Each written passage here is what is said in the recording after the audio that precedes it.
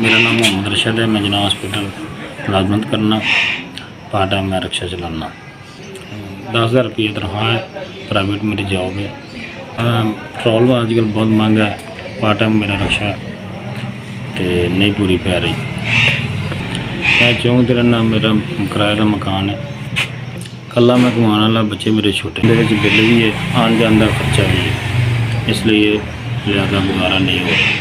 महंगाई इन्नी कोई चीज़ पूरी नहीं हो रही। चंद चढ़ गया, मैं घर जाना, मैं कोई चीज़ नहीं खरीदी।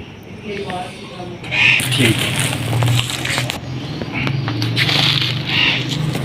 आपका बहुत बहुत शुक्रिया। तुसीं मैनूं राशन दिता, तुहाडी बड़ी मेहरबानी। मैं घर लैके जावांगा, बच्चे बड़े खुश होंगे। अल्लाह पाक थोड़ी बहुत ज़िंदगी करे। अल्लाह पाक तुहानूं आपकी बहुत बहुत मेहरबानी, बहुत बहुत शुक्रिया जिन्होंने साढ़े तक राशन पहुँचाया। मैं माड़ा बंदा, मैं तुहाडा बहुत बहुत शुक्रगुजार।